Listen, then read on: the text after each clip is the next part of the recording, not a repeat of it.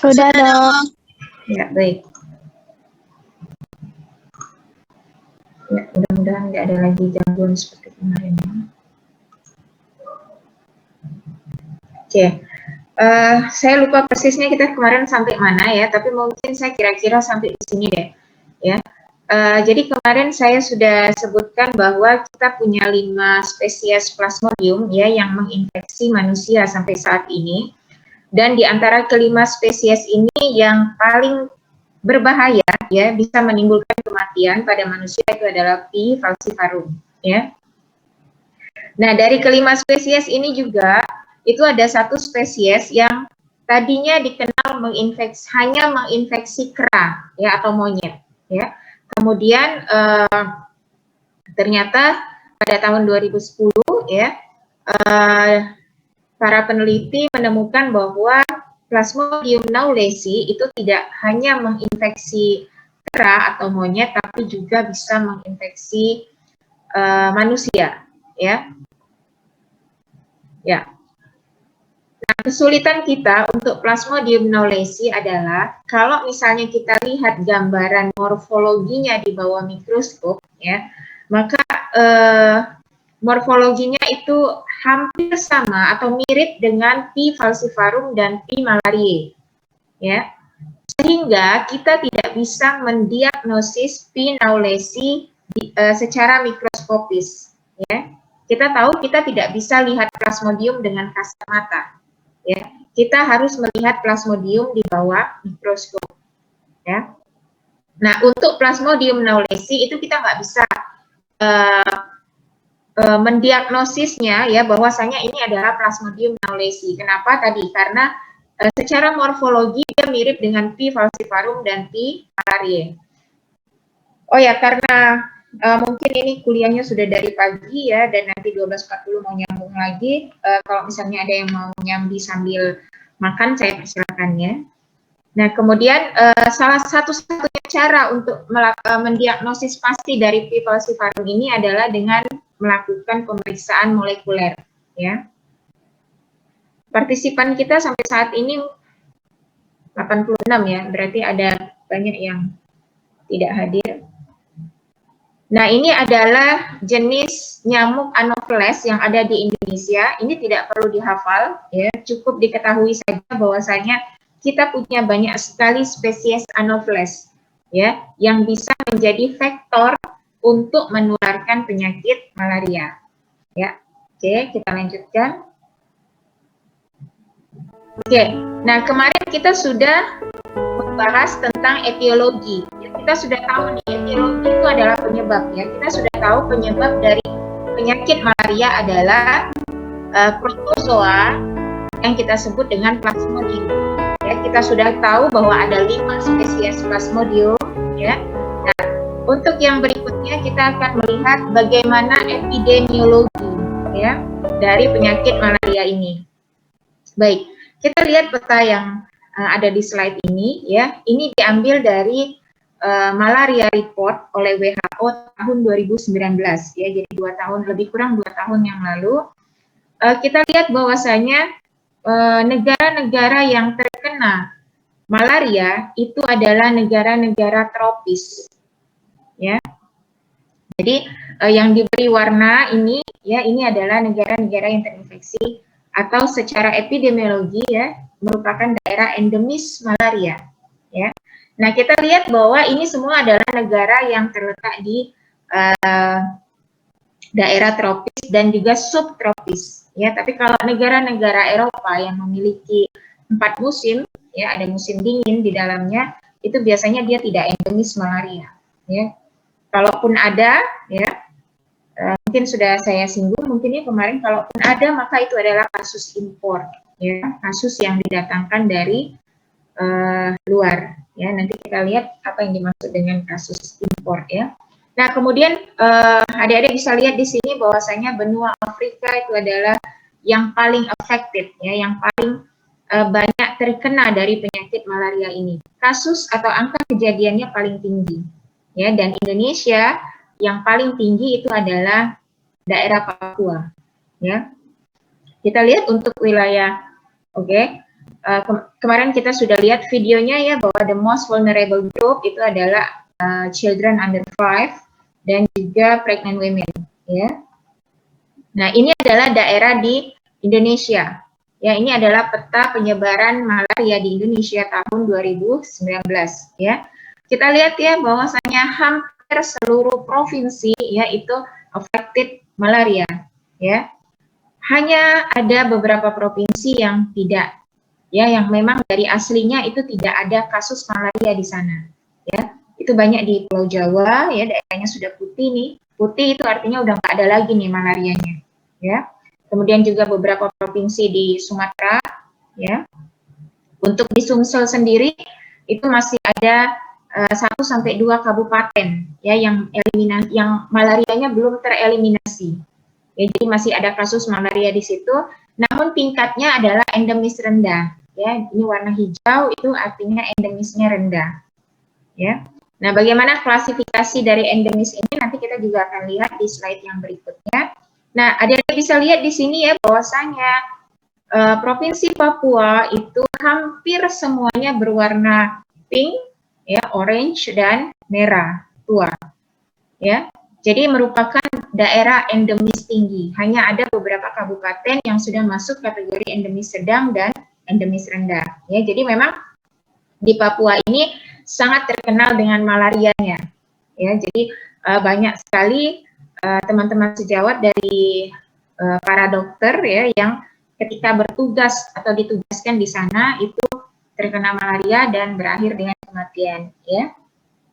Kemarin rasanya saya juga sudah sebutkan bahwa orang-orang yang datang dari daerah non-endemis malaria itu lebih berbahaya akibatnya ya, kalau dia terkena malaria di daerah endemis tinggi seperti daerah Papua ini. Ya.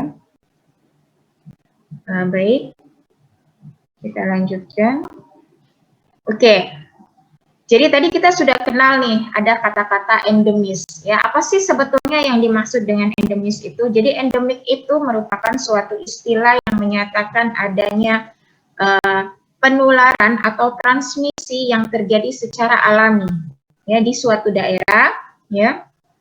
Jadi dia memang sifatnya alami ya dan terbatas ya. Jadi intinya adalah bahwa di daerah tersebut memang dari sananya itu sudah ada nyamuk anopheles-nya, ya. Tentu harus ada human-nya dan ada parasit plasmodiumnya, ya. Nah, kemudian ada lagi istilah imported malaria, ya. Jadi ini adalah malaria yang didapatkan dari luar, ya. Jadi contohnya misalnya, sebentar, saya tanya dulu deh, saya udah sampai sini belum ya kemarin? Belum, Dok. Belum ya? Oke. Baik, jadi imported malaria itu misalnya saya ya tinggal di Palembang, kemudian saya pergi ke Papua, ya. Nah, di Papua ternyata saya terinfeksi malaria nih, saya digigit oleh nyamuk Anopheles betina, ya. Kemudian saya pulang ke Palembang dan di Palembang saya dinyatakan positif malaria, ya. Maka kasus saya, ya, itu disebut dengan kasus impor, ya. Nah, ada lagi yang kita sebut dengan introduced malaria, ya.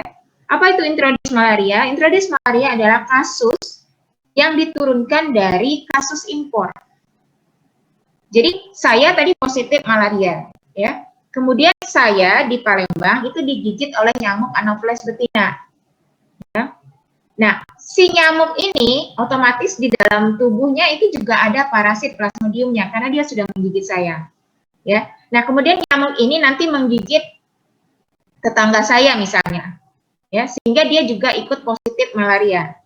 Nah, kasus tetangga ini ya, itulah yang disebut dengan introduced malaria.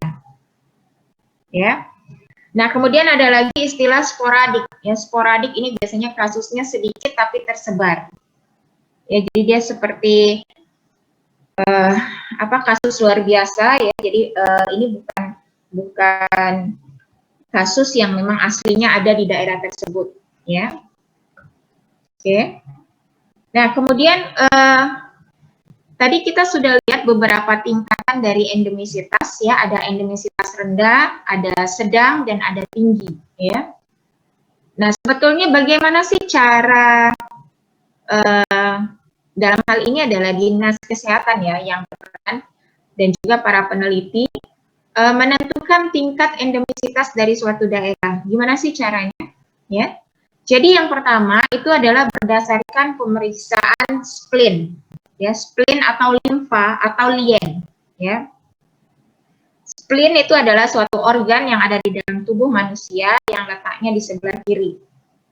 Ya.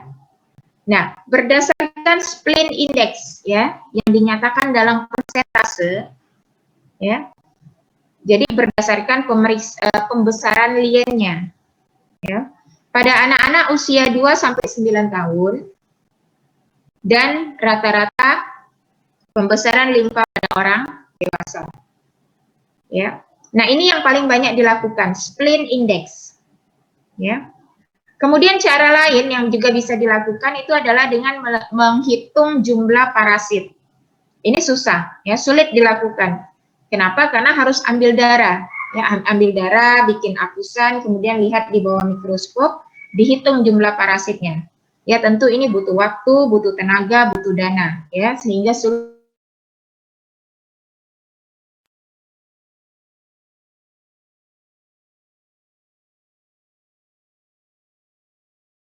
ada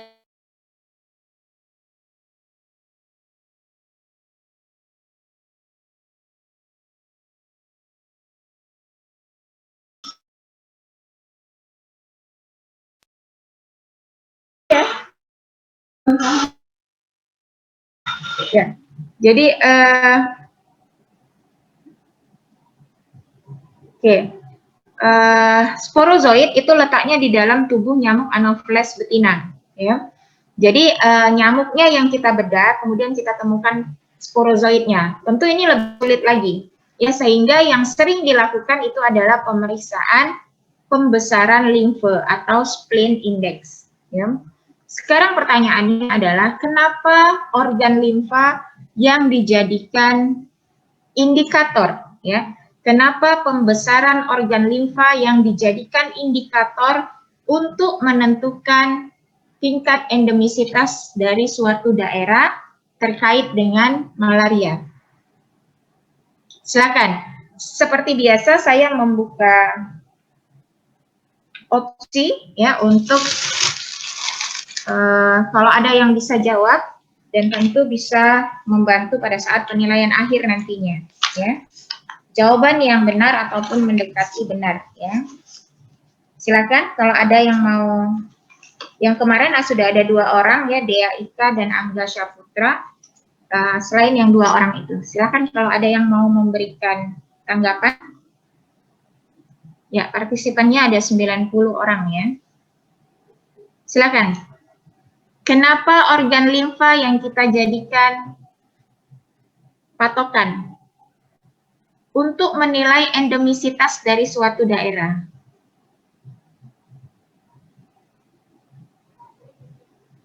Ada yang mau jawab? Lumayan loh, ini akan membantu pada proses penilaian akhir nantinya. Silakan. Izin, Dok. Ya, silakan. Siapa? Dilia, Dok. Ya, apa alasannya? Mengapa limfa yang kita jadikan patokan? Karena limfa sendiri itu merupakan salah satu organ imun di dalam tubuh dan memiliki beberapa peran seperti menghancurkan dan mengeluarkan eritrosit yang terinfeksi Plasmodium dari pembuluh darah.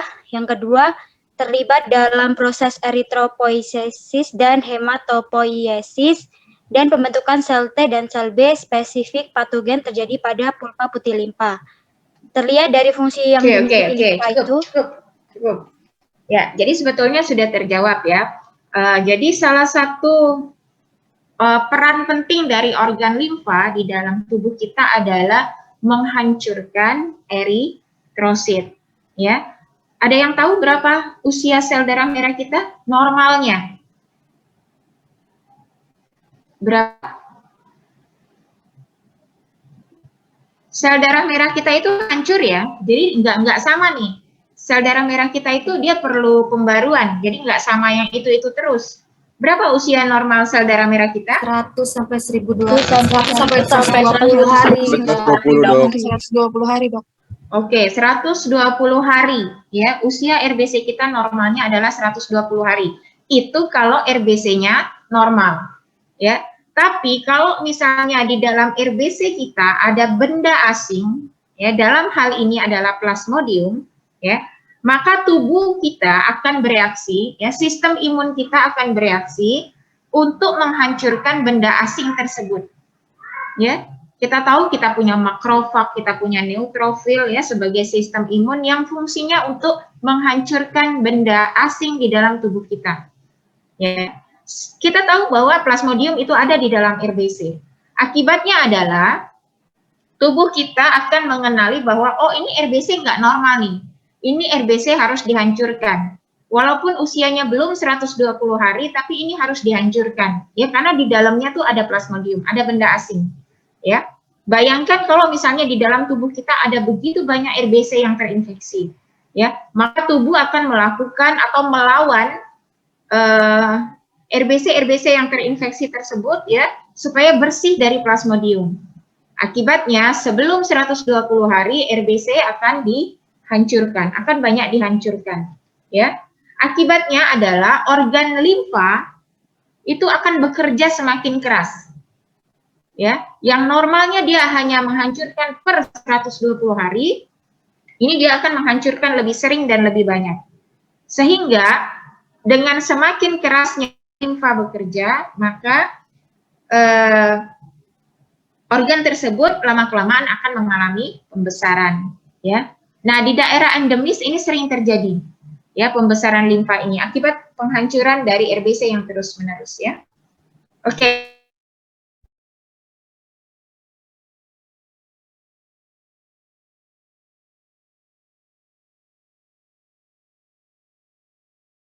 Pertama,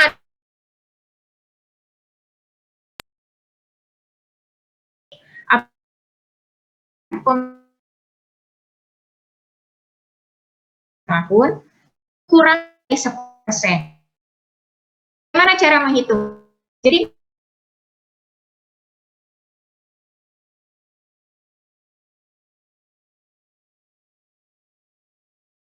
ya, kemudian 100 orang tersebut ditemukanlah sebanyak 20 orang anak mengalami pembesaran limfa.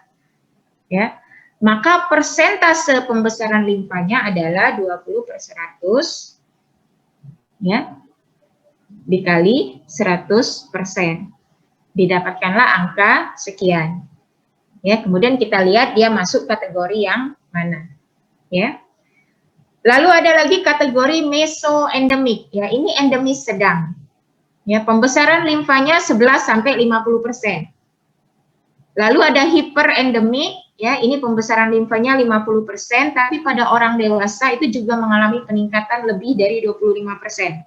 Ya, jadi kalau sudah hiperendemik itu enggak cuma anak-anak, tapi orang dewasa juga mengalami pembesaran limfanya.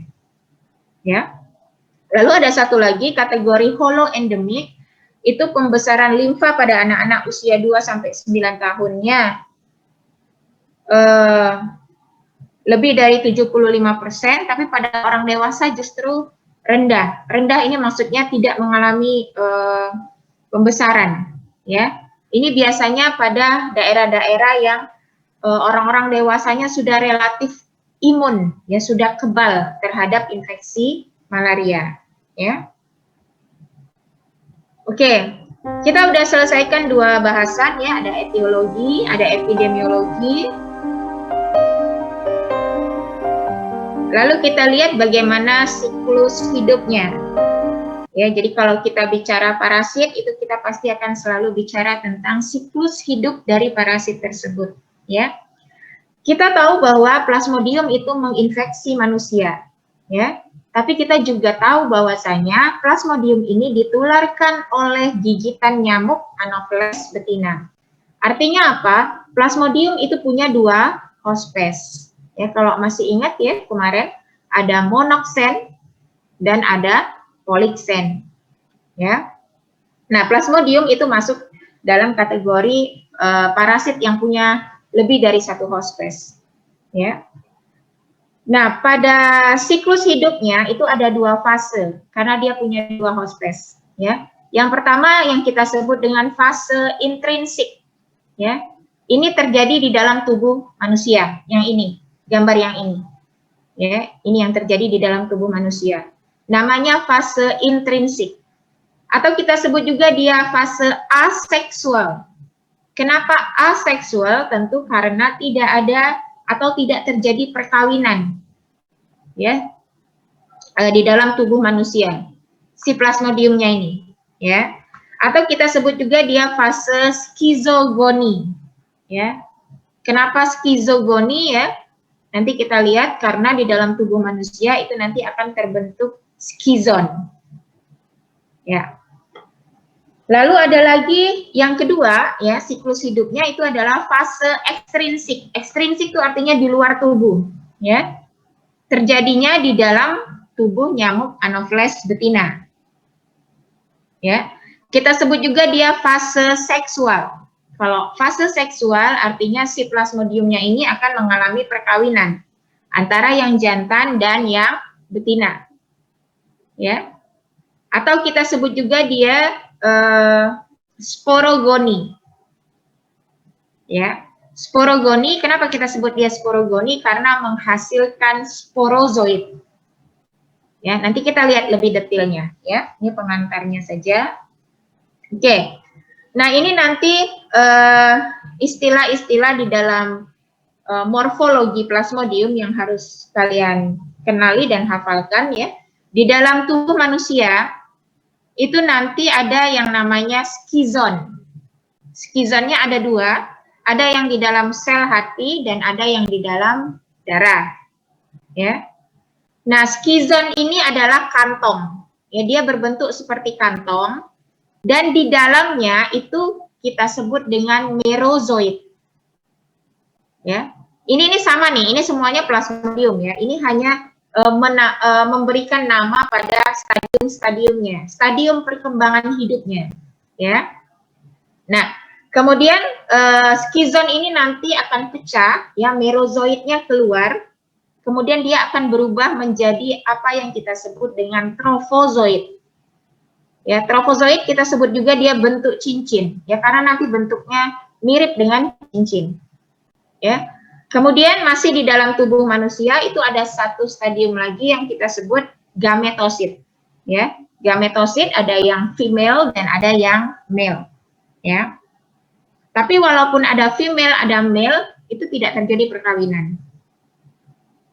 Ya, sementara di dalam tubuh nyamuk Anopheles betina, ya, stadium-stadiumnya adalah ada gamet yang female dan male, ya. Nanti terjadi perkawinan. Hasil perkawinannya adalah kita sebut dengan ookinet. Ya. Kemudian ookinet itu akan berkembang atau berubah menjadi ookista. Kalau kista itu pasti kantong, ya. Sama ya, kista ovarium, ya, itu berarti kantong berisi cairan. Ya, kalau ini kantongnya berisi sporozoid.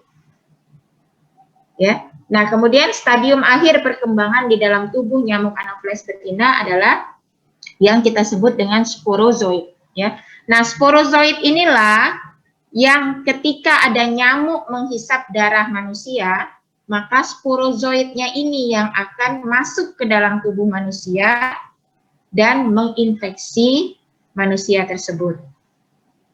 Ya, jadi ini adalah nama-nama stadium dari plasmodium.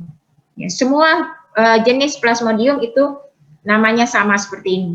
Ya, nah tadi kita sebut bahwa dalam tubuh manusia itu namanya skizogoni karena ada skizon.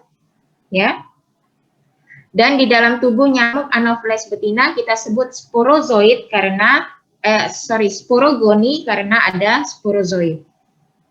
Ya. Oke, ini adalah detail dari siklus hidupnya, ya. Untuk memudahkan kita lihat videonya. The malaria life cycle follows a devious path, swapping back and forth between mosquitoes and humans.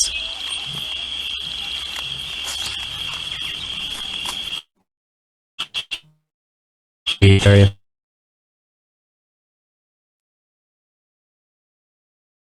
for human blood. Kalau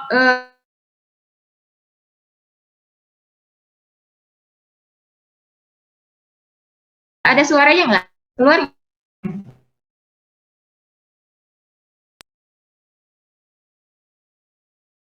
Cause ya, she become hungry for his blood.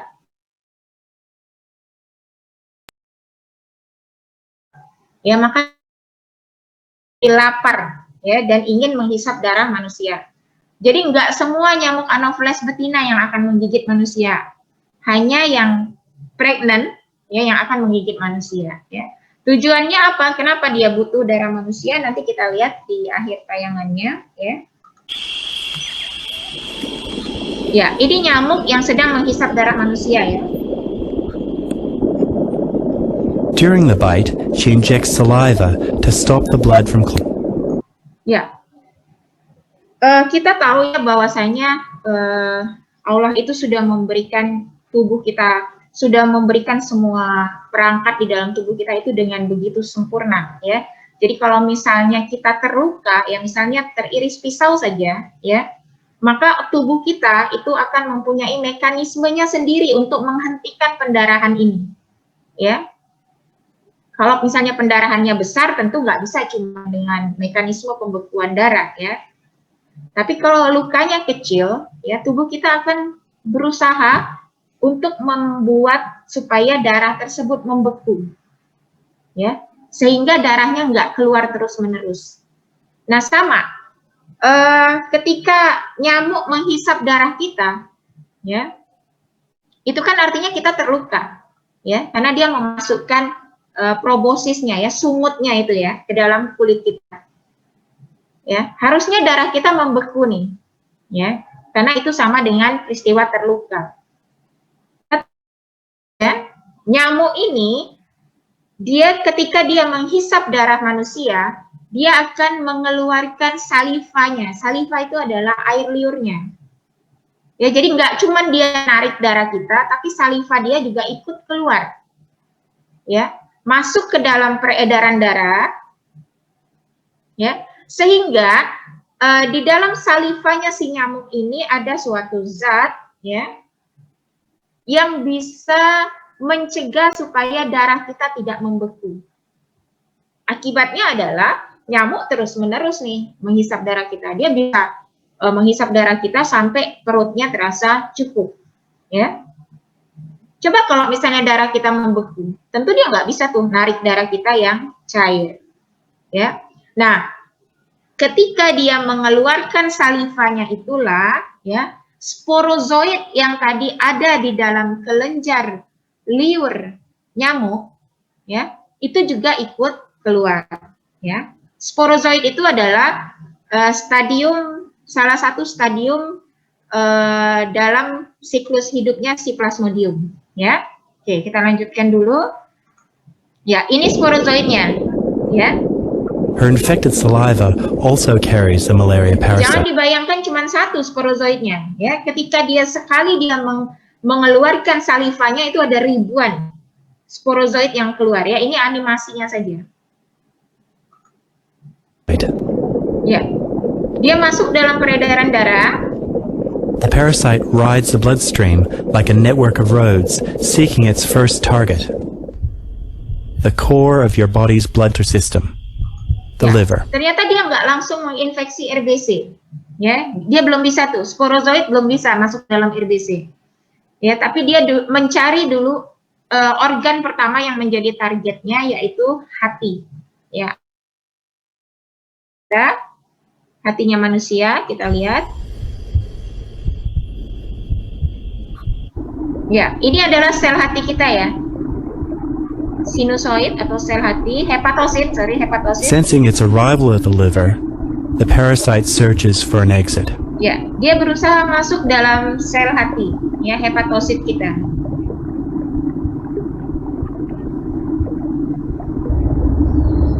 A sentinel Kupfer cell is the entry point to liver tissue. Ya, ini adalah salah satu keunggulan si Plasmodium lagi, ya. Jadi di dalam hati kita itu ada namanya sel cover. Ini ya yang ya. Sel cover adalah salah satu sel imun kita ya yang berfungsi untuk memfagosit atau memakan benda asing yang masuk ke dalam sel hati. Ya, itu fungsinya sel cover. Ya. Tetapi oleh si sporozoid ini ya, dia justru menjadikan sel cover sebagai hepatosit. Ya. Jadi bukannya justru dia dimakan oleh menjadikan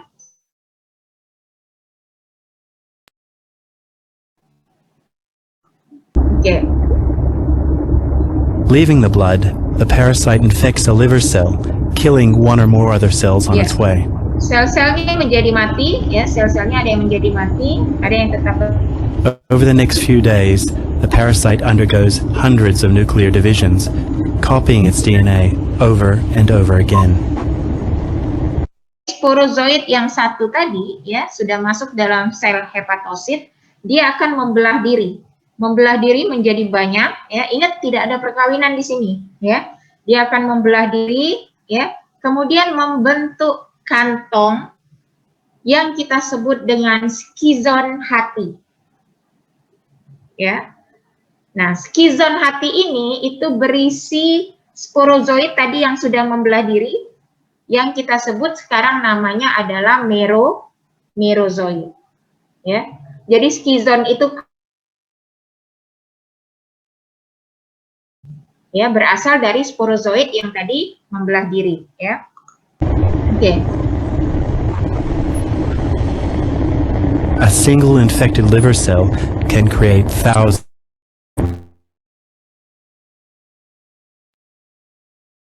Kemudian skizonnya pecah. The next generation of parasites are modified to infect a new target. Jadi skizonnya pecah, merozoidnya keluar dan dia red blood cells. Mulai ya. Jadi stadium apa yang masuk ke dalam RBC itu adalah stadium merozoid. Ya. Ya. Ya, ini yang kuning-kuning adalah merozoidnya, ya. Ya, dia mulai masuk dalam RBC. Ya, dia menempel kemudian masuk ke dalamnya. Inside a red blood cell, the parasite can hide from the body's immune system. Ya, perhatikan ya bahwa ketika dia masuk ya, itu dia juga akan mengeluarkan substansi-substansi lain ya, yang secara kita sebut dengan substansi sampah ya, isinya ada banyak, ada antigen ya, ada GPI dan sebagainya, yang substansi-substansi inilah yang nantinya akan merangsang pengeluaran mediator-mediator peradangan ya. Akibatnya apa? Tubuh kita akan memberikan respon berupa demam.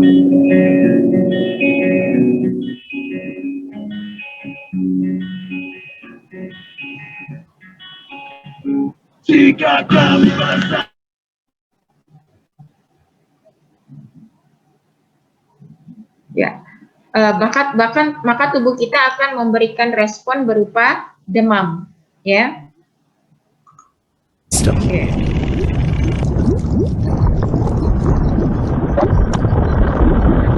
The parasite slowly devours the contents of the infected cell ya, and bahwa creates. RBC-nya itu tidak lagi bulat seperti halnya RBC normal ya, dia juga akan mengalami perubahan sehingga tubuh kita bisa mengenali bahwa oh ini bukan RBC normal nih, kamu harus dibersihkan ya. More parasites. Ya, setelah merozoid masuk ke dalam RBC, maka dia akan berubah menjadi bentuk cincin ya, atau yang kita sebut dengan trofozoid. Ya. Nah, trofozoid inilah nanti juga akan membelah diri bertambah banyak sehingga terbentuk lagi skizon. Bedanya adalah kalau yang tadi skizon hati, yang ini namanya skizon, bentuknya seperti kantong dan di dalamnya sama-sama mengandung merozoid. Ya. Jadi ada dua skizon dan ada dua merozoid ya, yang satu terjadi di hati, yang satu terjadi di dalam RBC, ya.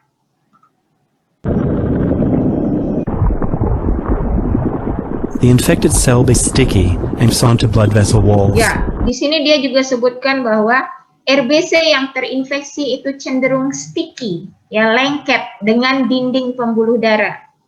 Ya, dan ini nanti akan berakibat pada kejadian timbulnya malaria cerebral, ya, atau malaria pada otak, ya, dan pada organ-organ yang lain. Once Ya, ini mature, the skizonnya infected cell pecah, bursts, ya.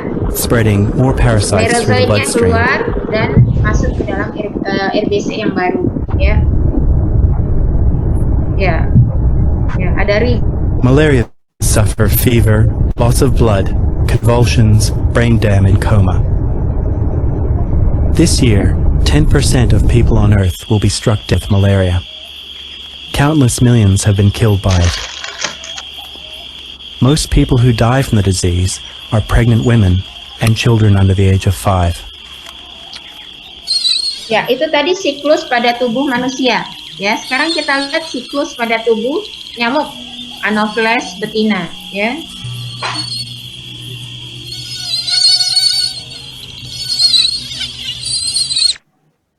Mosquitoes are usually vegetarian, preferring to drink nectar, fruit juice, and honeydew. Only a pregnant mosquito will bite humans, seeking nutrients from blood to nourish her developing eggs. Iya. Balik ke soal yang only pregnant mosquito tadi, ya, jadi hanya nyamuk yang hamil, ya, yang menghisap darah manusia. Jadi nyamuk itu sebetulnya vegetarian, ya, dia lebih suka menghisap sari bunga, ya, madu, ya, yang dihasilkan oleh bunga tumbuhan, ya. Tapi yang hamil, ya, itu memerlukan darah manusia. Untuk apa? Tadi disebutkan di videonya. Tujuannya adalah untuk memberikan nutrisi untuk bagi telur yang sedang dikandungnya. Ya, jadi dia butuh darah manusia untuk memberikan makanan, nutrisi, ya, bagi telur-telur yang sedang ada di dalam tubuhnya, ya.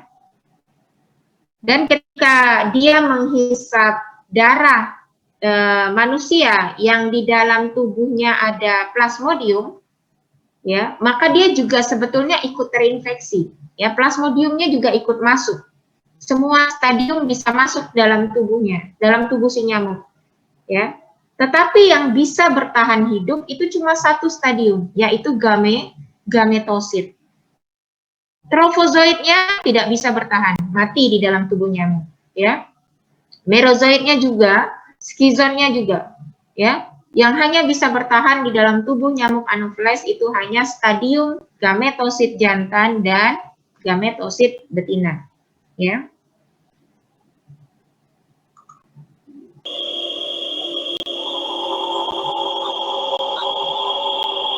Ya, ini yang ada di dalam. If she drinks blood from someone infected with malaria, she too becomes infected with the disease.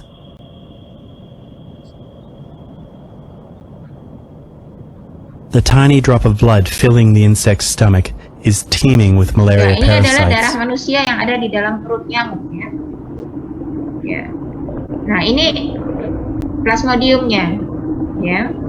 The parasite form that is deadly inside humans cannot survive a mosquito's stomach and is slowly digested with the rest of her Ya, blood dia meal. cannot survive, ya, tidak bisa bertahan. However, back in the human host, a few of the parasites turned into a different type of cell, one that is sexual but remains dormant. Ya, perhatikan kalimatnya, ya, bahwa stadium gametosit, ya, stadium gametosit ini adalah stadium yang dormant, ya.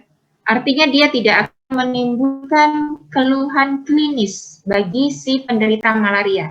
Dia nggak ngapa-ngapain, ya, cuma ada di dalam tubuhnya si penderita saja, ya, tapi dia tidak memberikan gejala demam dan sebagainya, ya. Tetapi walaupun demikian, ya, stadium gametosit ini menjadi penting. Kenapa? Karena dia bisa menjadi stadium yang menularkan, ya, parasit ini, plasmodium ini ke manusia yang lain melalui nyamuk Anopheles betina tadi. Ya, karena ini satu-satunya stadium yang bisa bertahan hidup di dalam tubuh nyamuk, ya. Oke.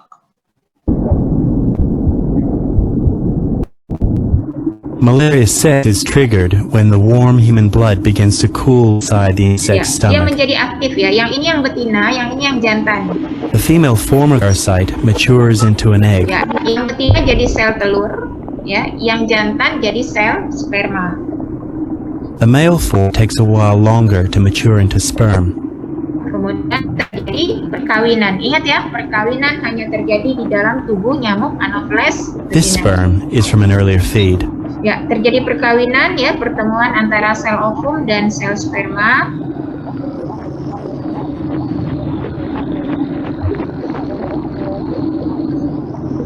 Disebut dengan The ookinet. fly's cell can glide and begins to explore its new Ya, environment. ini ookinetnya. Ya. Kemudian dia akan keluar dari lambungnya, dari perutnya, ya, dan membentuk apa yang tadi kita sebut dengan ookista, ya, berupa kantong. It migrates to the outer lining of the mosquito's stomach before transforming into a cyst. Ya, ookistanya ini akan pecah, ya, kemudian akan mengeluarkan apa yang tadi kita sebut dengan sporozoid, ya. Nah, Each cyst produces thousands of thin, tiny parasites which seek ya, out sporozoid ini nanti akan berkumpul di dalam kelenjar liurnya nyamuk. Ya, jadi kalau dia menghisap darah manusia, sporozoidnya juga akan ikut masuk. Ya. and infest the mosquito's salivary glands.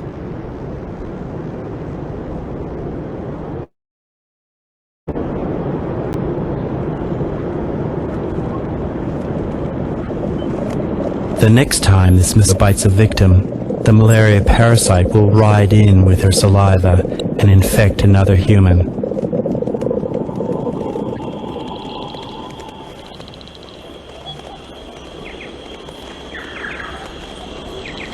This year, 10% of people on Earth will be struck down with malaria. Oke. Sedikit lagi tentang siklus hidup ya sebelum saya akhiri. Jadi semua Plasmodium, semua spesies Plasmodium itu siklus hidupnya sama, ya.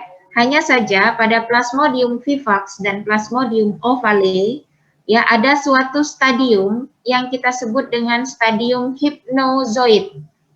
Ya, apa itu stadium hypnozoid? Stadium hypnozoid adalah stadium di dalam sel hati manusia, ya, di mana sporozoidnya itu tidak berkembang menjadi skizon. Kan harusnya sporozoid itu membelah diri kemudian membentuk skizon, ya, membentuk kantong-kantong tadi di dalam sel hati, tetapi dia justru berubah menjadi stadium hypnozoid.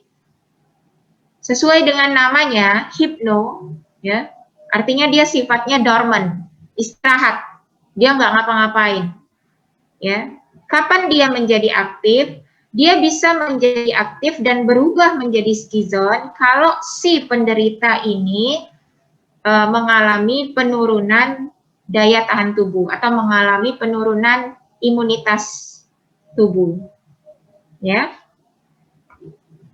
Nah, ini stadium hypnozoid, ya. Oke. Saya rasa saya sudah dengar azan zuhur, ya, dan katanya 12.40 juga mau ada kuliah lagi, ya. Oke. Berarti nanti kita lanjutkan di pertemuan yang berikutnya, ya. Mudah-mudahan nanti bisa kita selesaikan di pertemuan yang terakhir sebelum UTS, ya. Saya rasa saya cukupkan dulu sampai di sini, ya. Seperti biasa, saya tentu ada kuis, ya, pertemuan. Tapi mungkin nanti kuisnya saya gabung setelah kita menyelesaikan semua materi kuliah Plasmodium ini, ya. Walaupun tetap nanti saya bagi jadi dua kelompok soal, ya. Jadi ada yang pertemuan ada 2 kali, jadi kita akan 2 kali kuis, ya, untuk materi Plasmodium ini. Cuma saya sedikit heran ya, karena waktu kuis pertama kemarin ya